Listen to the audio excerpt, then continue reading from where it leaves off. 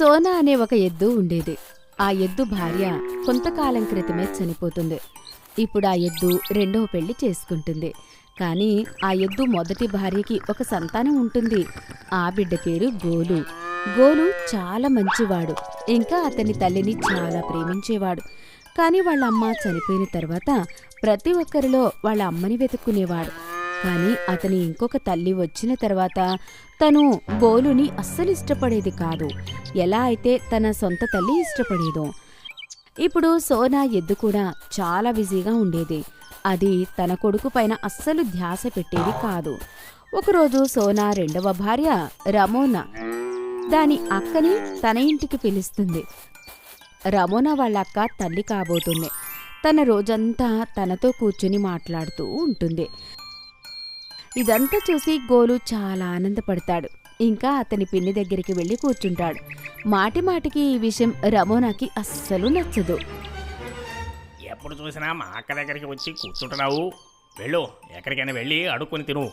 నువ్వెక్కడికి రావాల్సిన అవసరం నీకు లేదు. ఇప్పుడు తను మళ్ళీ తల్లి కాబోతుంది. త్వరలోనే మా ఇంటికి ఒక మంచి బాబు రాబోతున్నాడు. నువ్వు అచ్చం మీ అమ్మలాగానే ఉన్నావు. నాకు నువ్వు కాస్త కూడా నచ్చవు. గోలు ఆరోగ్యం కూడా రోజురోజుకి పాడవుతూ ఉంటుంది. కానీ అతని ప్రేమ రమోనా వాళ్ళ అక్క మీద పెరిగిపోతూనే ఉంటుంది.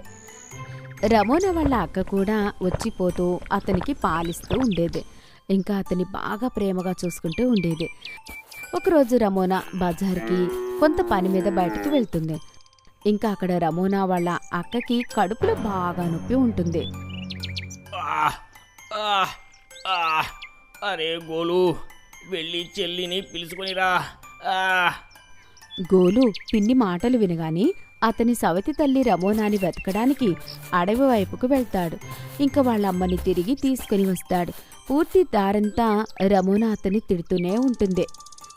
ఒకవేళ ఈ విషయం అబద్ధమైతే ఇవాళ రాత్రి నీకు భోజనం పెట్టను, అర్థమైందా?